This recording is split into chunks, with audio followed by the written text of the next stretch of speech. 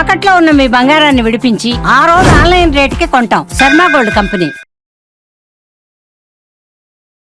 నమస్తే, మీరు చూస్తుంది సుమన్ టీవీ. నేను మీ కీర్తి. శ్రీ విశ్వవసునామ సంవత్సరంలోకి మనం అడుగు పెట్టేశాం. మనకి తెలియకుండానే నక్షత్రాల ప్రభావం మనిషి జీవితం మీద, మనుగడ మీద చాలా ప్రభావం చూపిస్తుంది. ఏ నక్షత్రాలు ఎలాంటి ప్రభావం చూస్తుంది, మరి ఎలాంటి రెమెడీస్ ఫాలో అవుతే బాగుంటుంది అన్న విషయాలు మనకు తెలియజేయడానికి ప్రముఖ ఆస్ట్రాలజర్ సురేష్ బాబు గారు ఉన్నారు. నమస్తే అండి. కీర్తి గారు నమస్కారం అండి. ఉగాది శుభాకాంక్షలు అండి. మీకు కూడా ఉగాది శుభాకాంక్షలు. మన టెక్నీషియన్స్, కెమెరామెన్లు, ఎస్ఈఓ టీము, ఎడిటర్స్ ఎవరున్నారో అందరికీ కూడా ఉగాది శుభాకాంక్షలు. మనకి ఈ ప్లాట్ఫామ్ ఇచ్చిన పెద్ద ఆయన సుమన్ గారికి వాళ్ళు కూడా ఉగాది శుభాకాంక్షలు. మళ్ళీ మన ఛానల్ని, మన డిస్కషన్ని, నా వీడియోస్ని చూస్తున్న వాళ్ళకు కూడా ఉగాది శుభాకాంక్షలు అండి. అందరికీ అష్టైశ్వర్యాలు, భోగభాగ్యాలు కలగాలని, ఈ విశ్వవసునామ సంవత్సరంలో ప్రతి వాళ్ళకి ఒక బ్రేక్ త్రూ రావాలి, వాళ్ళ లైఫ్లో ఒక బెంచ్ మార్క్ ఇయర్గా ఉండాలని చెప్పేసి మనం కోరుకుందామండి. థ్యాంక్ యూ సో మచ్ అండి. అయితే ఇందాక నేను చెప్పినట్టుగా రాసులతో పాటు నక్షత్రాలు కూడా మనల్ని ఒక ఆట ఆడిస్తూ ఉంటాయండి. అది మనకు తెలియదు. వాటి ఆధీనంలోనే మనం ఉంటామని మనం నమ్మి తీరాల్సిందే కదా. సో ఎలాంటి ప్రభావం నక్షత్రాలు మన మీద చూపిస్తాయి? మనకి నక్షత్రం వచ్చేటప్పటికి లోన సీడ్ అండి, సీడ్ మనం బీజం. మనం అనేది ఏంటి అని చెప్పేది నక్షత్రం అనమాట. రాశిలో వచ్చేటప్పటికి 2 నక్షత్రాలు, ఒక పాదం ఉంటుంది అనమాట. జనరల్ కొన్ని రాశుల్లో 3 నక్షత్రాలు కూడా ఉంటాయి. బట్ ఏదైనా కానీ 3 ఉంటే బ్రాడ్ ఐడియా అనమాట. దాన్ని ఇంకా నేరో డౌన్ చేస్తే, ఇంకా మైక్రోస్కోపిక్ డీప్గా వెళ్ళిపోతే నక్షత్రం చాలా ఇంపార్టెంట్ అనమాట. నక్షత్ర ప్రభావం, నక్షత్ర జ్యోతిషం నార్త్లో చాలా చాలా పవర్ఫుల్, చాలా టెక్నిక్స్ కూడా ఉంటాయి అనమాట. సర్వతోభద్ర చక్ర కానివ్వండి, పతాక చక్రాలు కొన్ని వాడుతూ ఉంటారు. చాలా యాక్యురేట్గా ఉంటుందండి ప్రిడిక్షన్ అందులో. అంటే మనం ప్రతిరోజు మూనుని బేస్ చేసుకొని చూసుకుంటూ ఉంటాం. వర్జ్యం కానివ్వండి, దుర్ముహూర్తం, ఇలాంటివన్నీ మనం నక్షత్రాలను బేస్ చేసుకొని, చంద్రుడు ఏ నక్షత్రం మీద ఉంటే ఆ నక్షత్రానికి ఇంపాక్ట్ మన మీద ఎలా ఉంటుంది. మనకి చంద్రుడు మన రాశి నుంచి వెళ్తూ ఉంటే 9 రకాల ఎమోషన్స్ మనకు కలిగిస్తాడండి. కొన్నిసార్లు మనకు సంపద వస్తుంది, జన్మతార మనల్ని మనం తెలుసుకోవటం, సంపదను సృష్టిస్తుంది. జన్మతార విపత్తులు క్రియేట్ చేస్తుంది. సేమ్ మూన్ మన జన్మ రొటేట్ అవుతూ ఉంటే విపత్తులు క్రియేట్ చేస్తుంది. తర్వాత కొన్నిసార్లు సాధన మనలో కొత్త టాలెంట్ని బయటకు తీసుకొస్తుంది. నైదన డిస్ట్రక్షన్ చేస్తుంది. మిత్ర, పరమమిత్ర కొన్నిసార్లు మనకు మంచి మంచి మిత్రులను ఇస్తుంది, కొంతమందికి మోస్ట్ వెల్విషర్ని ఇస్తుంది. ఇలా ఒక్క దిన ఫలమే మనం ప్రతిరోజు చూసుకునే నక్షత్రాలు మన మీద ఎంత ప్రభావం చూపిస్తుంది. దీనితో పాటు మనకి ఉగాది స్పెషల్గా హోల్ ఇయర్ కూడాను మనం ఒక మూనుని చూసుకొని ఎలా చూపిస్తున్నాం, ఈ మూన్ లాగా మనకి గురువు, శని, రాహు, కేతుల యొక్క ఇంపాక్ట్ కూడా ఎక్కువగా ఉంటుంది అన్నమాట. సో ఈరోజు మన ఉగాది ఈ సందర్భంగా మేజర్ గ్రహాలు వచ్చేటప్పటికి గురువు, శుక్ర, రాహు, కేతులు మన జన్మ నక్షత్రానికి, ఒక్కొక్క జన్మ నక్షత్రానికి ఏ విధంగా అవి సపోర్ట్ చేస్తున్నాయి అనేది మనం తెలుసుకుంటే ఏమంటారు ఇంకా ప్రిసైజ్గా ఉంటుందండి ప్రిడిక్షన్. రైట్. ఇప్పుడు విశాఖ నక్షత్రం ఉందనుకోండి, 1, 2, 3 పాదాలు అంటారు. అంటే అది ఎలా డిఫరెన్షియేట్ చేస్తారండి? అంటే మూన్ వచ్చేటప్పటికి ట్రావెల్ చేసేటప్పటికి ఒక్కొక్క నక్షత్రంలో వచ్చేటప్పటికి 24 అవర్స్ ఉంటుందండి ఇంచుమించు అప్రాక్సిమేట్గా. దానికి మనం డిగ్రీస్ వచ్చి క్యాలిక్యులేట్ చేస్తామండి. ఒక నక్షత్రం వచ్చేటప్పటికి 13 డిగ్రీల మనకి చూడండి, మన మ్యాథమెటిక్స్ ఇలా డిగ్రీస్ సర్కిల్ని కొలవటానికి డిగ్రీస్లో అని ఇన్వెంట్ చేసింది ఇండియన్స్. అది డీల్ చేసే జ్యోతిష శాస్త్రంలోనే. ఎవరైనా కనుక జ్యోతిష శాస్త్రము ఇది మూఢనమ్మకం అది ఇది అన్న వాళ్ళకి ఆన్సర్ ఇదే. మ్యాథమెటిక్స్తో చేసింది ప్రతిదీ ఎలా, because maths is the base for the science, no? Base for the mathematics invention for the scientific experiments kada, calculations అదే మ్యాథమెటిక్స్ ఆస్ట్రాలజీ వాడుతుంది. సో ఏం చేస్తారంటే సర్కిల్ని 360 డిగ్రీస్గా డివైడ్ చేస్తారు. 27 నక్షత్రాలని డివైడ్ చేసేసి 13 డిగ్రీలు 13 మినిట్స్ ఉంటుంది అనమాట. సో అది ఒక్కొక్క పాదానికి డివైడ్ చేస్తారు. ప్రతి నక్షత్రానికి 4 పాదాలు ఉంటుంది. 3 డిగ్రీ 20 మినిట్స్ ఉంటుంది అనమాట. అంటే ఎనీ ప్లానెట్ మూవ్ అయ్యేటప్పుడు ఒక్కొక్క డిగ్రీ మూవ్ అవుతూ ఉన్నప్పుడు దాన్ని బట్టి వాటి యొక్క ఇంపాక్ట్ మన మీద ఉంటుంది అనమాట. పాదం వచ్చేటప్పటికి 1/4 ఆఫ్ నక్షత్రం. మళ్ళీ ఈ పాదానికి ఒక్కొక్క ప్లానెట్ మళ్ళీ ఇంకా ప్రిసైజ్గా ఉంటుంది అనమాట. చాలా యాక్యురేట్గా ఉంటుంది. బట్ ఆ సిస్టమ్ అంతా మనం జనరల్గా ఆంధ్రాలో ఎక్కువ వాడము. బట్ నార్త్లో చాలా ప్రిసైజ్గా వాడతారు. గుజరాత్లో కానివ్వండి, ఉత్తరప్రదేశ్లో, తర్వాత మనకి హిమాలయన్ సరౌండింగ్ స్టేట్స్లో వాళ్ళు నక్షత్రం గురించి పట్టుకుంటారండి. రాశి అనేది అసలు వాళ్ళు పట్టుకుంటారు. మన ఆంధ్రాలో ఇక్కడ రాశుల గురించి చాలా.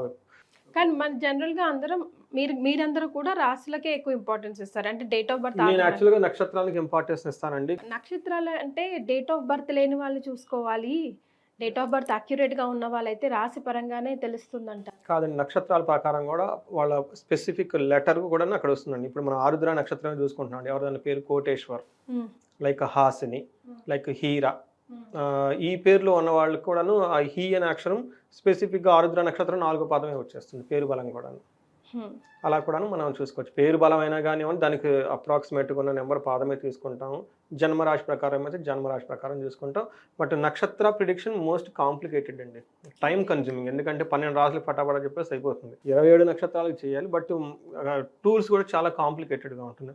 బట్ ప్రిడిక్షన్ చాలా యాక్యురేట్గా ఉంటుందండి. రైట్. కానీ 27 నక్షత్రాలు ఎందుకు తీసుకుంటాం? ఎన్నో లక్షల నక్షత్రాలు ఉన్నాయి కదా సురేష్ గారు. కరెక్ట్ అండి. మనకి చంద్రుడికి దగ్గరగా మనకి బాగా కనిపించిన నక్షత్రాలు, బ్రైట్గా ఉన్న నక్షత్రాలు మాత్రమే తీసుకుంటారు అనమాట. ఈ నక్షత్రాలు చాలా బ్రైట్గా ఎందుకు ఉంటాయంటే మనకి ఈవినింగ్ టైం ఈ నక్షత్రం ఫస్ట్ కనిపిస్తుంది మిగతా నక్షత్రాల కంటే. మీరు అలా చూసారనుకోండి, కొన్ని నక్షత్రాలు మనకి షార్ప్ కనిపిస్తాయి. మనకి 5:30 ఆ టైంకే కనిపించేస్తాయి చంద్రుడితో పాటు. ఆ 1-2 నక్షత్రాలు చాలా బ్రైట్గా దగ్గరుండి కనిపిస్తాయి. చంద్రుడికి దగ్గరగా ఉంటాయి. అది 1. రెండోది అన్ని నక్షత్రాల కంటే ఆ రోజు ఆ నక్షత్రం ముందు కనిపిస్తుంది మనకి. ఇది రెండోది అనమాట. ఆ యొక్క నక్షత్రం మన మీద ఇంపాక్ట్ చూపిస్తుంది అనమాట. సురేష్ బాబు గారు, మరి మఖా నక్షత్రం వారికి శ్రీ విశ్వవసునామ సంవత్సరంలో ఎలా ఉండబోతుంది? సో మఖా నక్షత్రం కనుక మనం చూసుకుంటే, ఈ నక్షత్రం వాళ్ళకి ఈ పేర్లోనే ఉంది మఖా నక్షత్రం అంటే ఫుల్ టు పవర్ఫుల్ నక్షత్రమా? చాలా పవర్ అండి. ఎలాంటి పవర్ అంటే కంప్లీట్ డిస్ట్రాయ్ చేసి ట్రాన్స్ఫార్మ్ చేస్తారండి. డూ ఆర్ డే అంటే అన్ని ఎవ్రీథింగ్ ఇన్ దేర్ హ్యాండ్స్ అన్నట్లు ఉంటుందండి. వాళ్ళు ఏం కావాలంటే దాన్ని అట్లా మౌల్డ్ చేసుకోవాలి. అవునండి. దీనికి మనకి ఏం చెప్తారంటే అండి, మహర్షులు దీన్ని, ఈ స్టార్ ని, మఖా నక్షత్రాన్ని power to leave this body and travel beyond of this world అని చెప్తారు. అందుకని చెప్పేసి మఖా నక్షత్రం అగైన్ కొంతమందికి దోషాలు కూడా ఉంటాయండి. హైలీ ఎనర్జెటిక్ అండి. మన యాన్సిస్టర్ స్పిరిట్స్ని, తర్వాత వచ్చేటప్పటికి ఒక leading forward with respect and dignity. సమాజంలో మనం నడవాలి అనుకుంటే మనకు ఒక డిగ్నిటీ ఉండాలి, ఒక హుందాతనం ఉండాలి, ఫీలింగ్ మైండ్లో రావాలండి. బ్రాండింగ్ అంటారు చూసారా? సో అదేదో పేరు, పవర్ బ్రాండ్. ఆ బ్రాండ్ ఎలా వస్తుందండి? సపోజ్ ఒక్కొక్కరికి ఒక పేరు ఉంటుంది అనుకో. సపోజ్ మనం ఏదైనా పేరు తీసుకున్నాం అనుకో, ఆ పేరుతో పాటు మనకు కొన్ని వైబ్స్ కూడా వచ్చేస్తుంటాయండి. ఆ వైబ్స్ రావటానికి గల కారణం ఈ స్టార్ మఖా నక్షత్రం. సో ఏ లెటర్స్ వాళ్ళు వస్తారు? లెటర్స్ కనుక చూసుకుంటే ఇందులో మా, మీ, ము, మే అన్న లెటర్స్ అంతా కూడా ఈ మఖా నక్షత్రంలో వస్తారు. ఇది నక్షత్రానికి అధిపతి కేతు. ఆది దేవత పితృదేవతలు. ఇది సింహరాశిలో ఉంటుందన్నమాట. పితృదేవతలకు సంబంధించిన నక్షత్రం కూడా ఇదనమాట. ఇందులో మనకి కందాయ ఫలం కనుక చూసుకుంటే 6-0-2 అనమాట. 6 ఉండటం వల్ల ఏమవుతుందంటే వీళ్ళకి సమ ఫలితము ఉంటుంది. ఫస్ట్ 4 months మార్చి నుంచి జూన్ వరకు వాళ్ళకి ఎంతైతే కష్టపడతారో ఆ కష్టానికి తగిన విధంగా లాభం ఉంటుంది. అయితే మనకి జూలై నుంచి అక్టోబర్ కనుక మనం చూసుకుంటే వీళ్ళకి 2లో 0 ఉండటం వల్ల రుణ బాధలు, అవమానాలు జరిగే అవకాశం ఎక్కువగా ఉంటుంది. ఇది జూలై నుండి అక్టోబర్ వరకు. మనకి నవంబర్ నుంచి ఫిబ్రవరి కనుక చూసుకుంటే అగైన్ మళ్ళీ వీళ్ళకి సమమైన ఫలితాలు ఉంటాయి. ఎంత కష్టపడితే అంత హార్డ్ వర్క్ చేస్తే అంత రిజల్ట్ వచ్చే అవకాశం ఎక్కువగా ఉంది.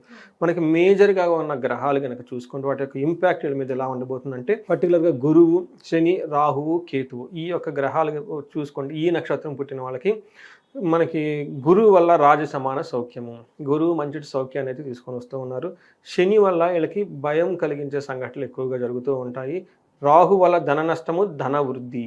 ఎప్పటి వరకు ధన నష్టం, ఎక్కడి వరకు ధన వృద్ధి అంటే వీళ్ళకి నవంబర్ వరకు ధనం నష్టం జరిగే అవకాశం ఎక్కువగా ఉంటుంది. ఆ తర్వాత ధన వృద్ధి జరుగుతుంది. కేతు వీళ్ళకి చక్కగా విశేషంగా యోగ్యతనిచ్చి పట్టాభిషేకము. అంటే కొంతమందికి కాంపిటేటివ్ ఎగ్జామ్స్లో ప్రిపేర్ అవుతున్న వాళ్ళకి కానివ్వండి, లేదంటే అప్పటి నుంచో జాబ్స్ రాని వాళ్ళకి, లేదంటే అప్పటి నుంచో ప్రమోషన్స్ ఎక్స్పెక్ట్ చేస్తున్న వాళ్ళకి ఒక ఉన్నతమైన స్టేజ్కి వెళ్ళిపోయేసి అక్కడ వాళ్ళకి కూర్చునే అవకాశం ఎక్కువగా ఉంటుంది. అంతేకాకుండా వీళ్ళకి రికగ్నిషన్స్, అవార్డ్స్ ఇవన్నీ వచ్చే అవకాశం ఎక్కువగా ఉంది. మనం కనుక చూస్తుంటే గురువు బాగా చక్కగా సపోర్ట్ ఇస్తున్నాడు, కేతు మంచి సపోర్ట్ ఇస్తున్నారు, రాహు కొంచెం మిక్స్డ్గా ఉన్నారు, శని వీళ్ళకి చాలా ఇబ్బంది పట్టే స్థితిలో ఉన్నారు. కాబట్టి భయం కలిగే సంఘటనలు ఎక్కువగా జరిగే అవకాశం ఎక్కువగా ఉంటుంది ఈ మఖా నక్షత్రం వాళ్ళకండి. మరి రెమెడీస్ ఏం సూచిస్తారండి? వీళ్ళకి గురువు వల్ల రాజ సమాన సౌఖ్యం ఉంది కాబట్టి లగ్జరీగా, కంఫర్టబుల్గా, హ్యాపీగా ఉంటారు. అలా లేని పక్షంలో వీళ్ళు గురువారాలు శనగలు దానం చేస్తూ ఉన్న, గురు గ్రహానికి జపాలు చేయించుకున్నా కానీ, తర్వాత హోమాలు అవి చేయించుకుని చక్కగా కలిసి వస్తుంది. శని వాళ్ళకి వీళ్ళకి భయం కలిగే సంఘటనలు ఎక్కువగా ఉంటాయండి. వీళ్ళు ఎక్కువగా శనివారం రోజున హనుమాన్ కార్యసిద్ధి మంత్రం అని ఉంటుందండి. దీన్ని రెగ్యులర్గా చదువుతూ ఉండి హనుమాన్ చాలీసా చదువుతూ ఉండాలి. ఇవి కాకుండా వాళ్ళ యొక్క సమస్య సేవత ఎక్కువగా ఉంటే వీళ్ళు శ్రీశైలం, స్పర్శలింగ దర్శనం, తర్వాత అక్కడ రుద్రాభిషేకం కూడా చేస్తారు. అది అయిపోయిన స్పర్శలింగ దర్శనం, చండీ హోమం కూడా చేస్తారండి. చాలా పవర్ఫుల్. అక్కడ కనుక అది చేయించుకోగలిగితే ఈ భయం నుండి పోయే అవకాశం ఎక్కువగా ఉంటుంది. కొంతమందికి ఇళ్లలో కనుక చేయించుకోవాలి అని అనుకుంటే సామూహికంగా కాకుండా అప్పుడు వీళ్ళకి మన్యు పాశుపత అభిషేకం అని ఉంటుందండి. ఒక హాఫ్ డే ప్రొసీజర్. ఇది కనుక చేసుకుంటే వీళ్ళకి అనవసరమైన భయాలు అనమాట. ఏంటి ఏమని చెబుతారు, మనకి పీడలు కానీ, దుష్టులు, తర్వాత యక్ష రాక్షస పీడలు ఇవన్నీ జరిగి ఇలా తప్పు ఏమి లేకపోయినా ఊరిక భయపెట్టే వాళ్ళు చుట్టూ ఉన్నప్పుడు వాళ్ళు ఇవి కనుక చేసుకుంటే చాలా పవర్ఫుల్గా ఉంటుంది. ధనం రాహు వల్ల కోల్పోయే అవకాశం ఎక్కువగా ఉంటుంది. ధన వృద్ధి కూడా జరుగుతుంది. వీళ్ళకి కుబేర పాశుపత అభిషేకము హోమం కనుక చేసుకుంటూ ఉంటే, లేకుంటే మహాలక్ష్మి విశేష శ్రీ సూక్తంతో సంపుటీకరణ చేసి విశేష హోమం కనుక చేయించుకుంటే, లక్ష్మీదేవికి సంబంధించిన తులసి చెట్టును పూజించిన ఆవుతో ప్రతిరోజు, ఆవు నెయ్యితో ప్రతిరోజు వెండి ప్రమిదలో ప్రతిరోజు దీపం వెలిగించినా కానీ వీళ్ళకి ఏమని చెప్తారు, ధనాభివృద్ధి ఎక్కువగా కలుగుతుంది అనమాట. మన జపం చేయగలిగిన వాళ్ళు కనకదార స్తోత్రాన్ని విడవకుండా తూర్పు ముఖము లేదంటే మనకి ఉత్తర ముఖం కనుక కూర్చొని చేస్తూ దీనితో పాటు వాళ్ళు నెయ్యితో కనుక దీపం వెలిగిస్తే మంచి రెమెడీ అండి, చాలా చక్కగా వస్తుంది. అయితే కొంతమంది ధన నష్టం కోట్లలో ఉంటుంది, వాళ్ళు దే క్యారీ బిగ్ బిజినెస్ అనమాట. వాళ్ళు కంపల్సరీగా కుబేరు పాశుపత అభిషేకంతో పాటు అమ్మవారి యొక్క మనకి ఎర్రటి పూలు కరువు పూలతో మనకి ఏం చేయాలి, హోమం చేయాలండి. తేనెలో ముంచి నెయ్యిలో ముంచి ఇలా అభిషేకం చేస్తే, లేదంటే హోమాలు కనుక చేసుకోగలిగితే ధన ప్రవాహం చాలా ఎక్కువ వస్తుందండి వాళ్ళకి. Right, thank you so much అండి. మఖా నక్షత్రం వారికి శ్రీ విశ్వాసనామ సంవత్సరంలో ఎలా ఉంటుందో తెలియజేశారు. ధన్యవాదాలు. ధన్యవాదాలు.